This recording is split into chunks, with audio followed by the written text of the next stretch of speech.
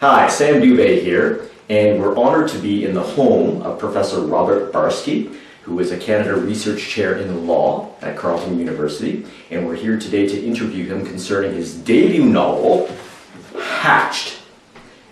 And I'm going to read the synopsis at the back, just to give us an idea. A well-respected chef in New York City has decided to fulfill a lifelong dream to open a restaurant that is devoted entirely to eggy creations in a small Wall Street area of the city. A smart Wall Street area of the city.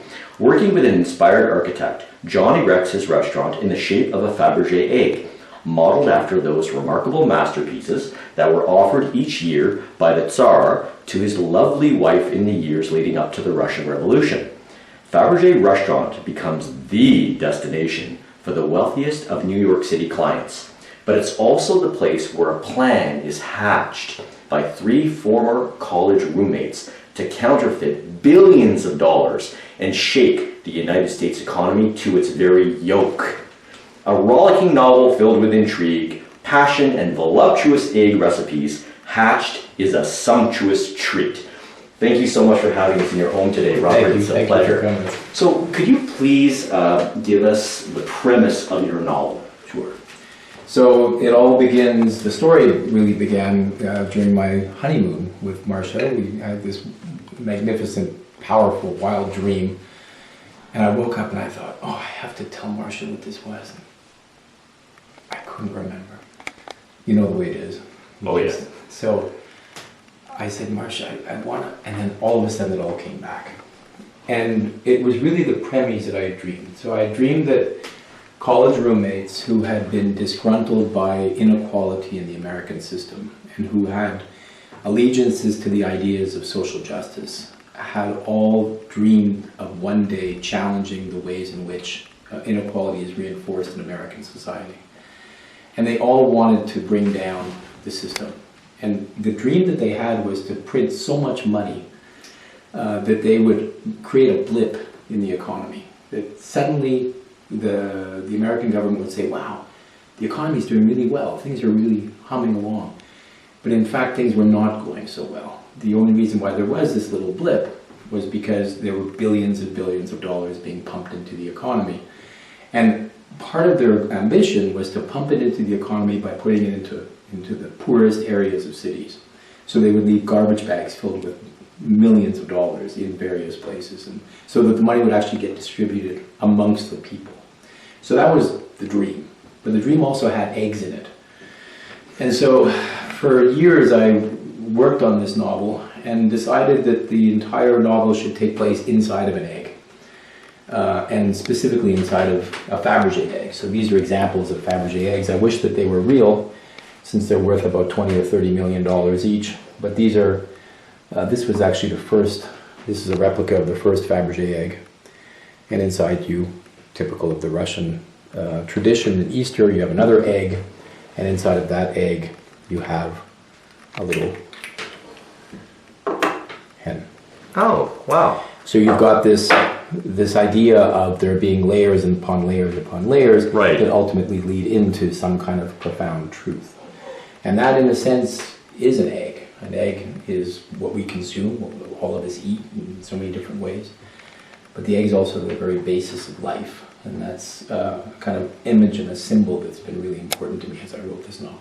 We spoke a little bit earlier before the formal interview a little bit about the imagery of the egg, and also I mentioned something about, you just mentioned here about the levels within the egg, and so we could talk about the stratification of society, and ranging from the representation of the egg through a spectrum of very mundane, the egg you can buy at the grocery store or at the farmer's market or at the farm, and everyone basically having access to these eggs and knowing how to cook them, all the way up to the elite level, the rare, the beautiful and precise and bejeweled Faberge egg. And I asked you, was that intentional? Oh yeah, it's a very heart of the novel, and I think if you're interested in social justice, the massive inequalities between the haves and the have-nots, which were so exaggerated in the period of Tsar Nicholas I, should be at the heart of your efforts.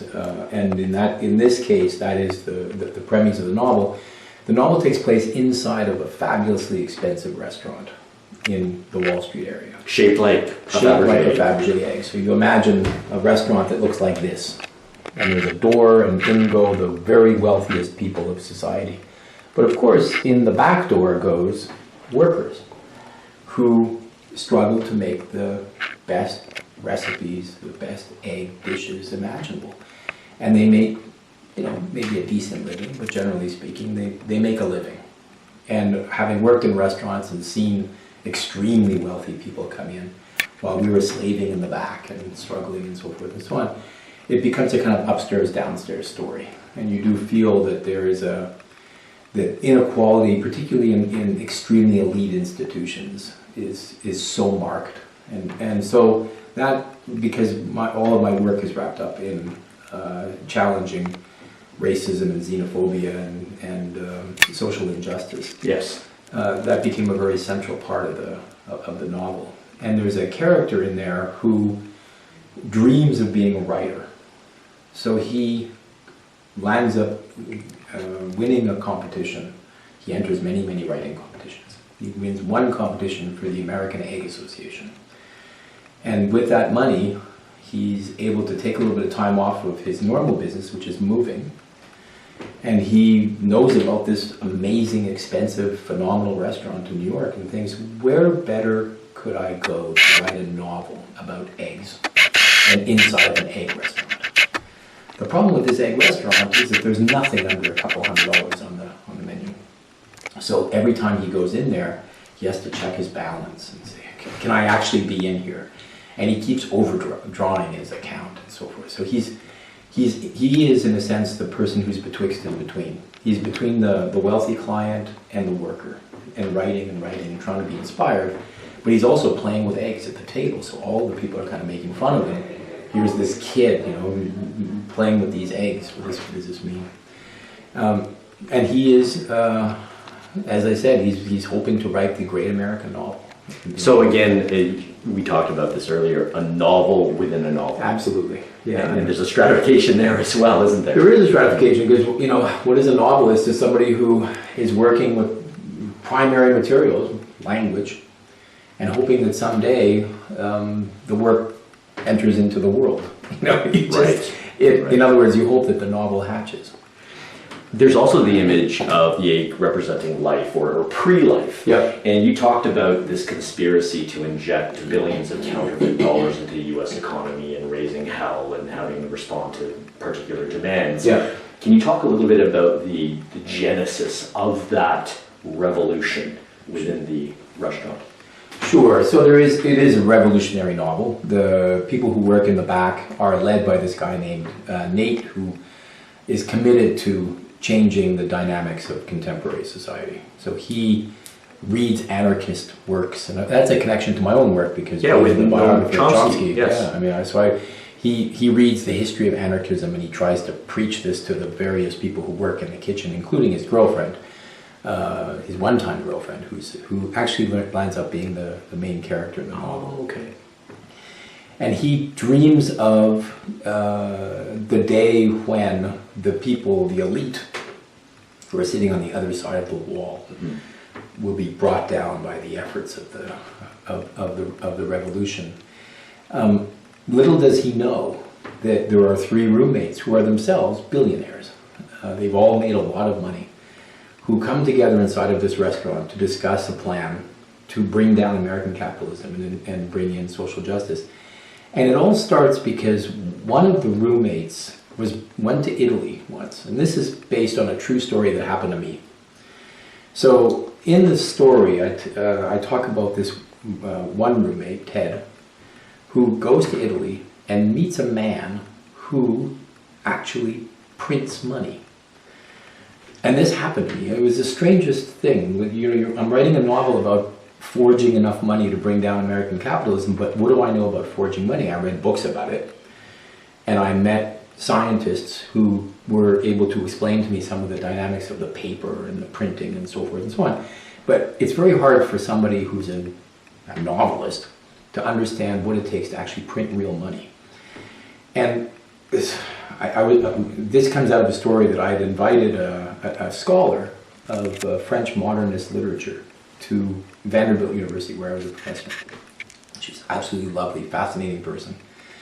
And she thought, well, I've been here to Vanderbilt. I'd like to bring you to Milano to give talks. So I went there, and she said one day to me, I'm taking you somewhere. I'm not going to tell you where it is.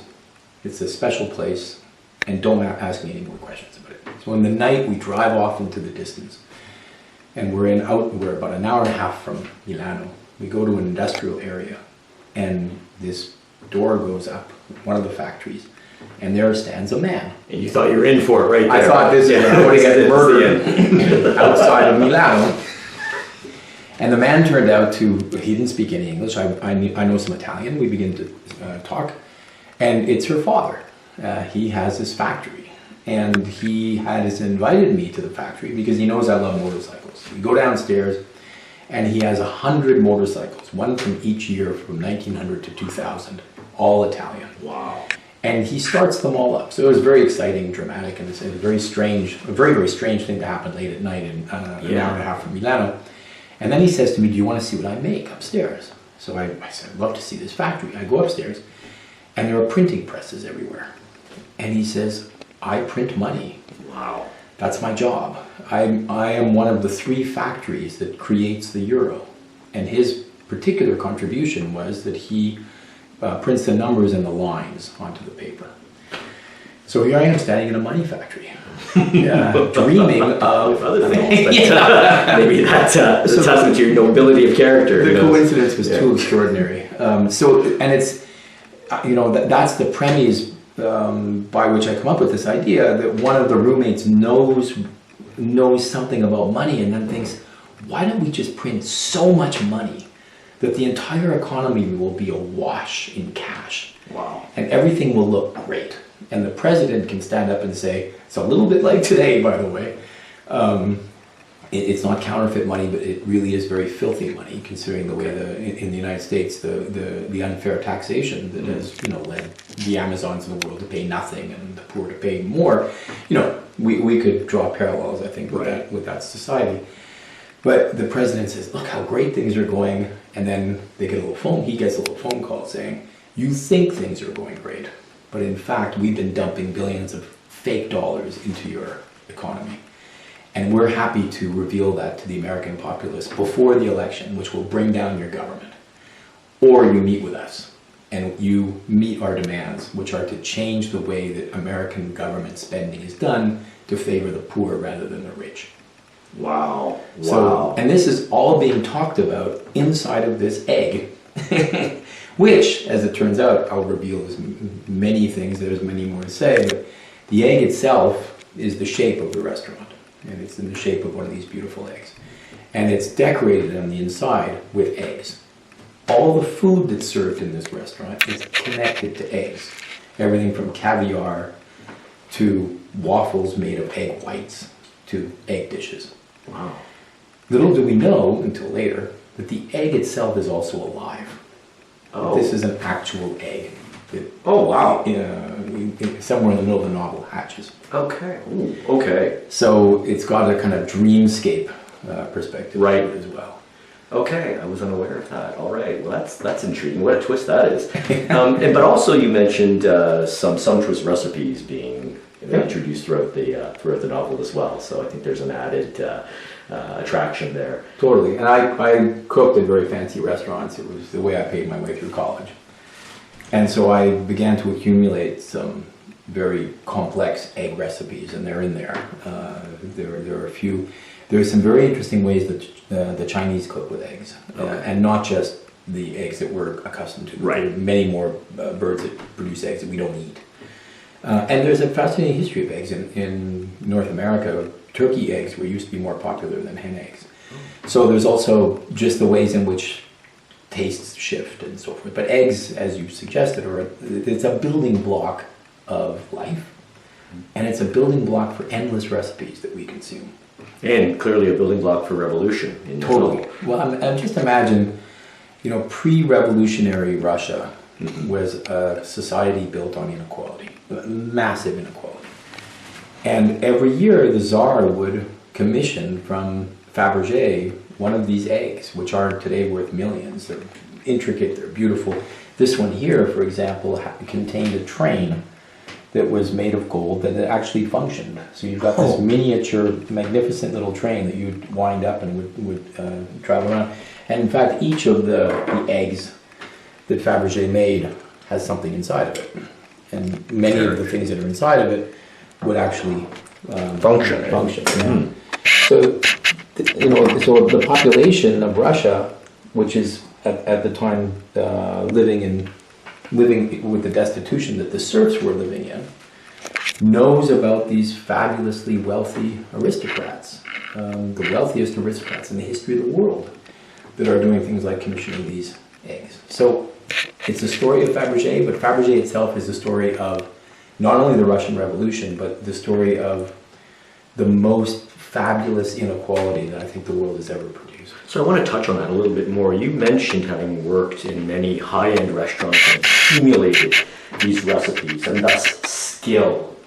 And then we can juxtapose that with the wealthy who are coming in and consuming this food and maybe not even being aware of the effort it took to create these, and nor the inequality of the workers being unable to even afford the fruits of their own labor. Exactly. Right? So I was just thinking, can you comment a little bit about that, that spectrum from very, very skilled and poor to what we could call unskilled and opulent or rich and benefiting from that. And for instance, the majority of the clientele coming into the restaurants you worked in maybe had, at the risk of sounding diplomatic, a different set of skills than those who were creating the food, those who were running the That's incredibly perceptive. And in fact, it's one of the things that Nate says at some point, that if there was some kind of a calamity in society, whatever it is, electricity's destroyed or there's a massive storm, whatever else, who will rise up? The people who can do things, the people who can build things, the people who can fix things, the people who know how things work, not the owners who sit in very cushy circumstances without any training beyond, say, the manipulation of money. So you're right, these are people who are, I mean, even like the craftsmen who build something as beautiful and perfect as this, these craftsmen were paid minimally to create this, and of course they're extraordinary with their hands, incredibly dexterous, but they couldn't possibly own anything like this. So you're exactly right. You're building something you couldn't possibly afford, and you are the one with the skill, not me. So you're not benefiting from it. You're absolutely right. So that is at the very heart of the novel. And when it comes to something like food, we often hear these stories of extremely wealthy people who say they go bankrupt or something and they find out they don't even know how to boil water. You know, these crazy stories that you hear. Yeah, they don't even know how to survive, and yet they benefit from the greatest that the civilization has to offer. Just to change our track for a moment, get a little bit personal here with regards to the creation of the novel. You have an extensive background as a legal expert. Refugee law, you've written biographies of Chomsky and Zelig Harris. What was the greatest challenge for you in creating this debut novel, and why? Yeah, novels are like, having written other kinds of books, I can say that novels are unimaginably difficult. Partly because you have to create characters who are convincing, whose utterances make sense relative to who they are. You have to, I had a lot of trouble with time. You know, what time is it when she enters into the restaurant? Where are they at in the preparation of the food? Okay, now the clients are coming in. Is the food ready? Has this been served? So as you write the novel, and I love being distracted and getting carried away into certain types of discussions, you think, how has that discussion affected the lobster that's cooking over there? You know? So that required an incredible amount of attention to make sure that, and what day is it today? And what about tomorrow? And where was she? And did she come back? And okay, she left with that guy from the restaurant. Is she back yet? When is Jude going to leave? All these kinds of questions. When I think about the great novels that I love to read, which are the great 19th century novels, 700-800 page novels by Dickens and Trollope and Tolstoy and Dostoevsky, to handle the number of characters that they handle, and to have the story make sense, and to make sure that the reader always knows roughly where she is or he is as she reads it, wow, that's difficult. And you also, I think that every profession has an occupational hazard. And the occupational hazard of teaching is that you're used to teaching. So you don't want to have characters in a novel teaching. Right. And it's a temptation. You know, you got a guy inside of the kitchen who loves the history of anarchism.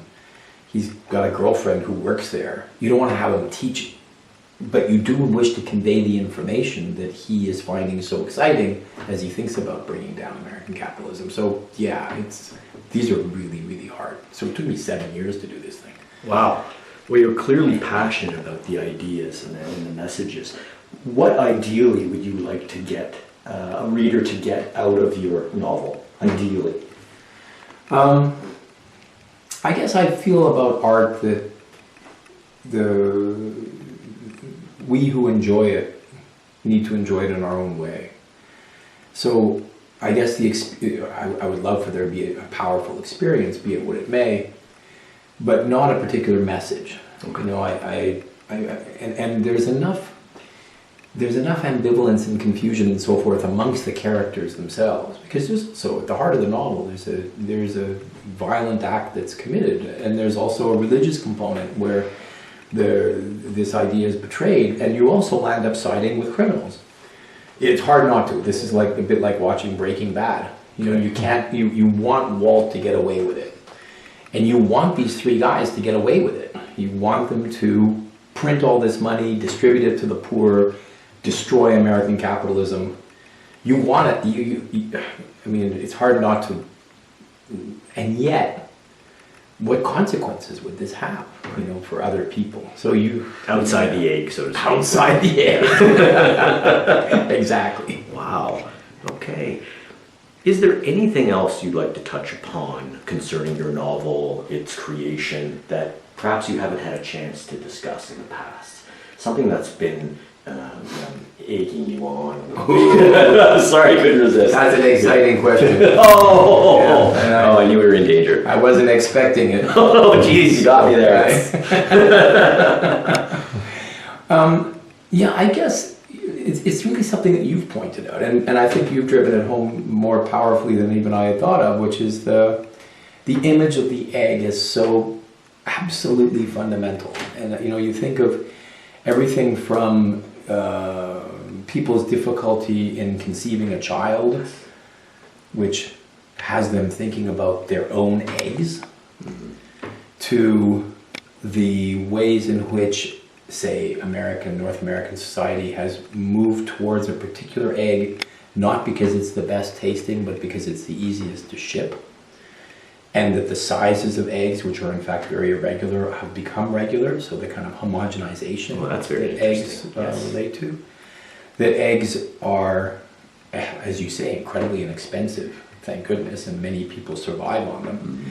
But you also mentioned, you know, you said, you know, $2.39 for a dozen eggs, $2.99, and now they got the blue ones and the green ones, and you know, you've got this way in which stratification keeps occurring and takes from us that kind of fundamental building block of life, the egg. So I love that, and I'm crediting you with that. It's a terrific idea. And then of course you come up to the inedible egg, the egg that is so beautiful and so profoundly useless. And yet simultaneously extremely skilled, yet unskilled. Absolutely. And you can't do a thing with this. No, you can't. You can look at it and you can dream about it. And you know, some of the details, if this was the real one,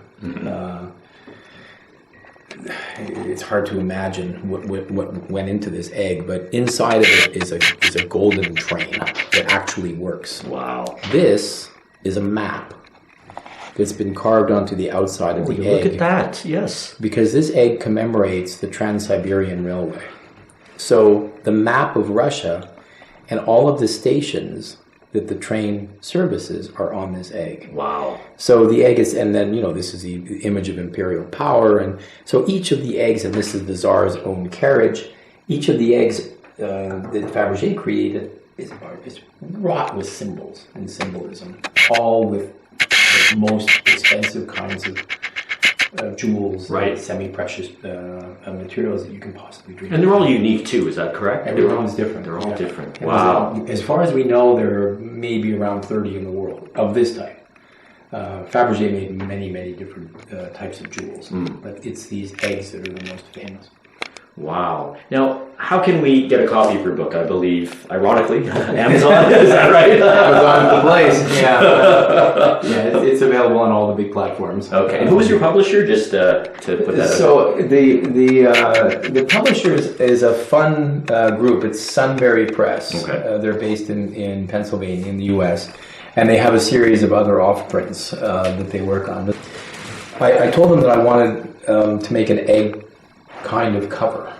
And as you can tell, this really suits the purpose. Mm-hmm. But this in itself captures art in the way that I find so fascinating. There you go. Well, this is a soapy bubble that was blown in a park in Washington, D.C. in the winter. Oh, wow. So when it was blown, it froze. So this is a frozen. Soapy bubble through which you can see the landscape. Yeah.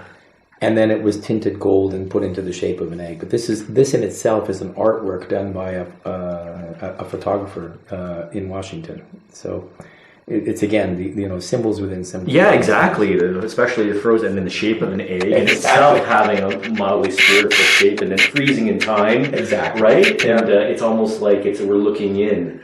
On this moment and what's going on inside the egg, the complexity and the multiple media going from liquid to solid. I don't know, I could ramble. Oh, you can go on and on. Yeah, but that's this wonderful. This is the surface of the egg book, and then inside of the egg is the story. So every egg has a story. That's right. We probably throw a few more egg puns in there too. It would be good for our existence, I think. On that note, we could exaggerate, but if we could. Yeah. Jeez, wow. I mean, you're prolific. But do you have any plans for any further novels in the future? Is anything brewing in your egg-shaped head right now? Talking with you makes my egg-shaped head and my egg-shaped brain. Yeah, I think I want to write a novel based on the Faust story. So the person who aspires to do more than the heavens will allow. Right. So that'll be the next one. All right. Well, I can't wait. Actually, that sounds really intriguing, and I'm wondering if there will be food metaphors and euphemisms in that. Undoubtedly. Wonderful. Robert, it's been a distinct honor and a pleasure being here, invited into your home. Thank you so much for having us. Thank you for doing this. It's a real pleasure. It was an honor. Thanks. It was an honor. Sam Dube here with Professor Robert Barsky. We'll see you again soon. Excellent interview. Excellent.